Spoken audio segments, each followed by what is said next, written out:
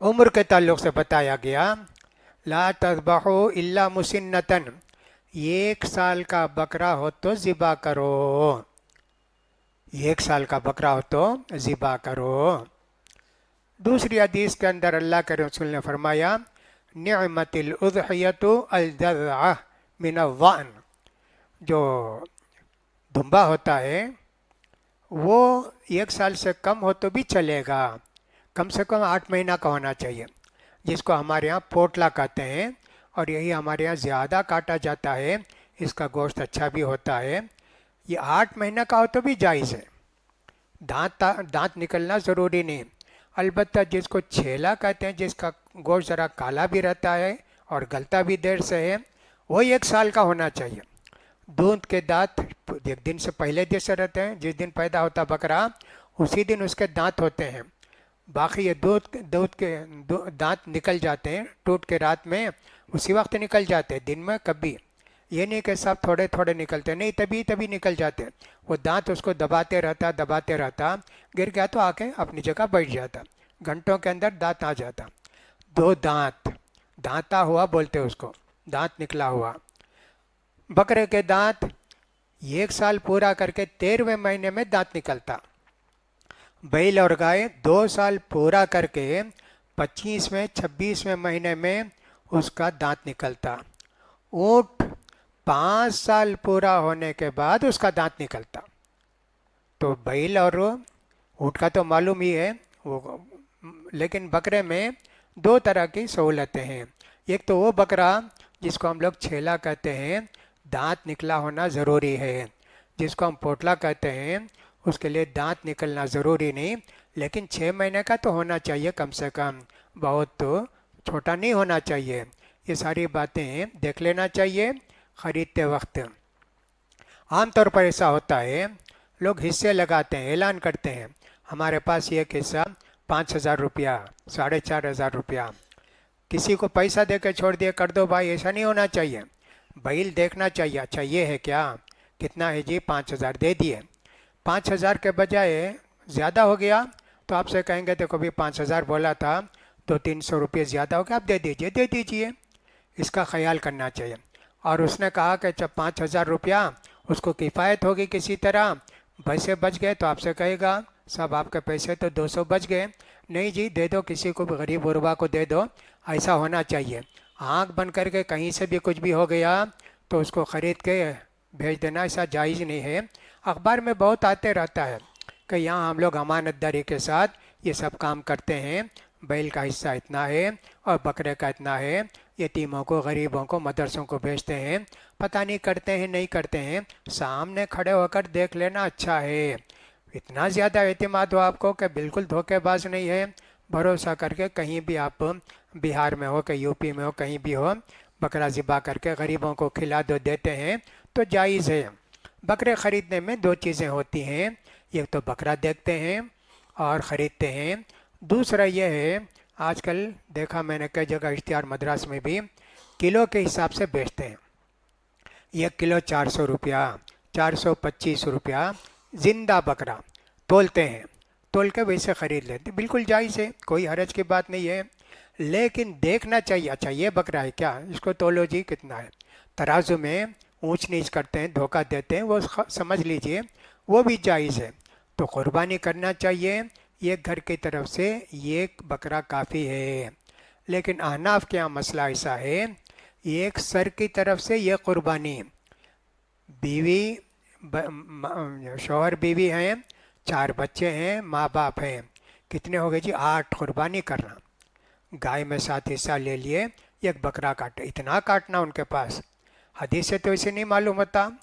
معقل بن یسار کہتے ہیں ابو ایوب انصاری رضی اللہ عنہ سے میں نے پوچھا اللہ کے رسول کے زمانے میں آپ کیسا قربانی کرتے تھے، کہا رہے یہ گھر کی طرف سے یہ قربانی کرتے تھے جی، اب دیکھو لوگ کتنے قربانی کرتے ہیں، اور اگر ہم یہ کریں تو بولتے بخیل ہیں بھئی، کنجوس ہیں، گھر والے بھی تانا دیتے، دوسرے بھی بولتے ہیں، اس سے معلوم ہوا کہ یہ گھر کی طرف سے یہ قربانی اللہ کے رسول صلی اللہ علیہ وسلم کے زمانے میں دیتے تھے، یہ قربانی یہ گھر کی طرف سے کافی ہے، دینا چاہتے ہیں 2 4 6 بہت اچھا ہے جی، اور پہلے دن قربانی دینا زیادہ افضل ہے۔ اللہ کے رسول فرماتے ہیں عید کے دن سب سے افضل عمل، بہتر عمل یہ ہے، اس دن جانور کاٹنا یہ سب سے افضل ہے۔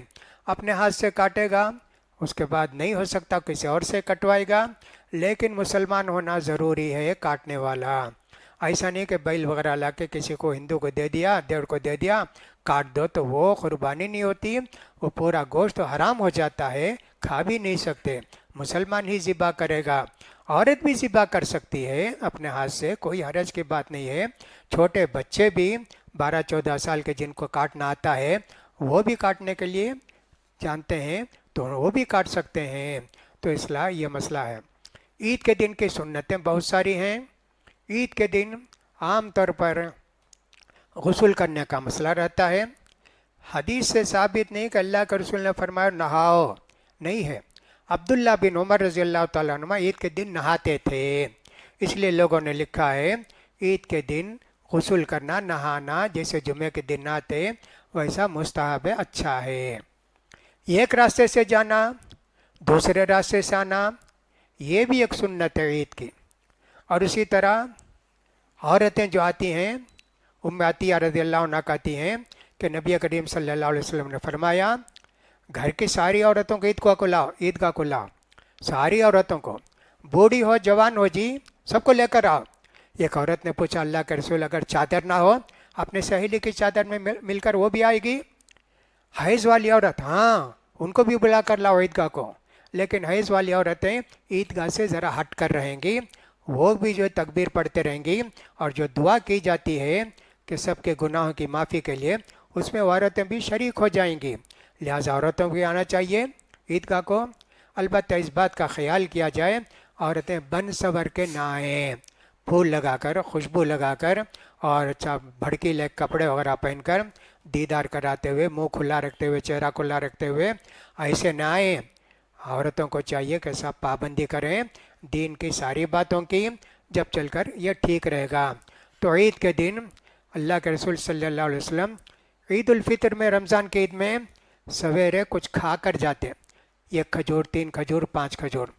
عید الاضحیٰ میں، بقرعید میں کھائے پیے بغیر جاتے، اور اس کے بعد سب سے پہلے بکرا کاٹتے اور اس کا جو ہے تھوڑا سا حصہ کھاتے، روزہ کھولتے۔ اس کے لیے نیت بھی نہیں ہے، سحری وغیرہ بھی نہیں ہے، یہ تو 1.5-2 گھنٹے کا روزہ نا، 1.5-2 گھنٹے کا روزہ۔ فرض کیجئے ہم نے 6:45 بجے عید کی نماز پڑھی تو 6:45 کو شروع کریں، صاحب 7:20 7:30 تک ختم ہو گیا، گئے کاٹے، 8 بجے تک بکرا تیار ہو گیا، 2-3 ٹکڑا پکا کے کھا لیے۔ ایسے ہے، اس میں سب ویسا نہیں ہے جیسے اور روزہ رکھتے نا، سحری کرنا، فلاں کرنا، اس میں کوئی چیز نہیں ہے۔ جن کو ہو سکے کریں، سنت پر عمل کرنے کی کوشش کریں۔ یہ ساری باتوں کا خیال کیجئے۔ عید الاضحیٰ ہونے والی ہے، آپ کو زیادہ سے زیادہ نیکی اور ثواب کمانے کی کوشش کرنی چاہیے۔ پھر 1 سال کے بعد یہ دن ملیں گے ہم کو، رمضان کے آخری دنوں میں جو نیکی کرتے ان کا ثواب کم، ذوالحجہ کے ابتدائی شروع کے 10 دنوں ان کا ثواب زیادہ، رمضان کے آخری دن راتوں میں 10 راتوں میں کرتے نا، اس کا ثواب زیادہ، دن اور رات، دن اس کے افضل ذوالحجہ کے، اور آخری 10 راتیں رمضان کی وہ افضل، اس میں زیادہ ثواب ملتا، اس میں شب قدر بھی ہے۔ ذکر اذکار بہت ہیں، جیسا کہ میں نے کہا اللہ کے رسول فرماتے ہیں 4 کلمے اللہ کو بہت پسندیدہ ہیں جی، زمین ساری زمین کے خزانے سے افضل ہیں، لا الہ الا اللہ، اللہ اکبر، الحمدللہ، نہیں، سبحان اللہ والحمدللہ، لا الہ الا اللہ واللہ اکبر، 4 ہی جی، سبحان اللہ، الحمدللہ، لا الہ الا اللہ، اللہ اکبر۔ اس کے ساتھ ایک مستقل ذکر ہے لا حول ولا قوت الا باللہ، یہ بھی ایک مستقل ذکر ہے، اس کو 5 کو ملا لیے تو اور بھی زیادہ اچھا ہے۔ تو ان ساری باتوں کا خیال کرنا چاہیے، اور عید کے اور قربانی کے کچھ احکام عید کے موقع پر انشاءاللہ بیان کرنے کی کوشش کی جائے گی۔ اگر کسی کا کوئی سوال بھی ہوگا تو میں تھوڑی دیر رہوں گا، قربانی کے تعلق سے آ کر پوچھ بھی سکتے ہیں، معلوم کریں گے۔ ایک چیز یہ ہوتی ہے، بہت سارے لوگ کہیں باہر رہتے ہیں، سمجھے امریکہ میں رہتے ہیں فلاں، وہاں قربانی کی سہولت نہیں ہے، وہ لوگ یہاں قربانی دے سکتے کیا؟ دے سکتے جی، दे सकते हैं उनके हिसाब से। वो बताएंगे कि हम ईद की नमाज़ पढ़ लिए तो उनका जानवर काटो, हालांकि हम लोग उस दिन अरफे का रोज़ा रखे रहेंगे, लेकिन उनकी ईद हो गई तो उस दिन हम एक दिन पहले ही काटेंगे उनकी कुर्बानी के हिसाब से, उनकी कुर्बानी है इसलिए। लेकिन हमारा बकरा हम लोग तो 10वें दिन ही काटेंगे, तो कुर्बानी कर सकते हैं बाहर की तरफ से भी।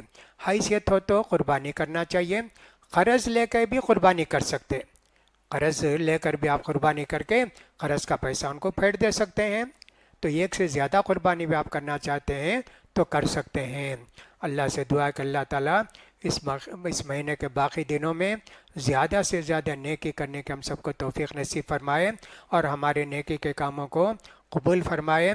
और जो लोग कुर्बानी करने वाले हैं अल्लाह ताला उनकी कुर्बानियों को कबूल करे, और इसी तरह अल्लाह ताला उन सबको अजर अजीम से नवाजे। अक़ूलु क़ौली हाज़ा वस्तग़फ़िरुल्लाह ली व लकुम व लिसाइरिल मुस्लिमीन फ़स्तग़फ़िरूहु इन्नहु गफ़ूरुर रहीम। अल्हम्दुलिल्लाहि रब्बिल आलमीन हम्दन कसीरन तय्यिबन मुबारकन फ़ीह। अल्लाहुम्मा सल्लि अला मुहम्मद व अला आलि मुहम्मद कमा सल्लैता अला इब्राहीम व अला आलि इब्राहीम इन्नका हमीदुम मजीद। अल्लाहुम्मा बारिक अला मुहम्मद व अला आलि मुहम्मद कमा बारकता अला इब्राहीम व अला आलि इब्राहीम इन्नका हमीदुम मजीद। रब्बना आतिना फ़िद दुनिया हसनतन व फ़िल आखिरति हसनतन व क़िना अज़ाबन नार। रब्बना इग़फ़िर लना व लिइख़वानिना अल्लज़ीना सबक़ूना बिल ईमान व ला तजअल फ़ी क़ुलूबिना ग़िल्लन लिल्लज़ीना आमनू रब्बना इन्नका रऊफ़ुर रहीम। हाज़रीन, हुकूमत कोशिश करती है कि साहब यूनिफॉर्म सिविल कोड लाने की, सबको जानते हैं, सब अखबार पढ़ने वाले होते हैं, पूरे लोगों के लिए, हिंदुस्तान में रहने वालों के लिए एक ही कानून, मुसलमानों के लिए अलग कानून, ईसाइयों के लिए अलग कानून। ऐसा नहीं चाहती हुकूमत, ताकि आसान हो मसला। यह सबसे ख़राब मसला है और हमारी दीन की हिफाजत करना हमारे लिए ज़रूरी है। इसलिए कोशिश ये करेंगे कि सारी औरतें जिनकी उम्र 18 साल से ज़्यादा है, सारे मर्द दस्तखत करके भेजेंगे करोड़ों की तादाद में। हम इसके ख़िलाफ़ हैं, हमारी शरीयत ही हमको चाहिए। मुस्लिम पर्सनल लॉ जो बोर्ड है उनको भी भेजेंगे और सब उसी तरह हुकूमत को भी भेजकर दरख्वास्त करेंगे। हरगिज़ हमको यह कानून मंजूर नहीं है, लॉ कमीशन को भेजना है। इंशाअल्लाह उस सिलसिले में कोशिश की जाएगी। आप अपनी घर की औरतों को भी समझाएंगे इंशाअल्लाह।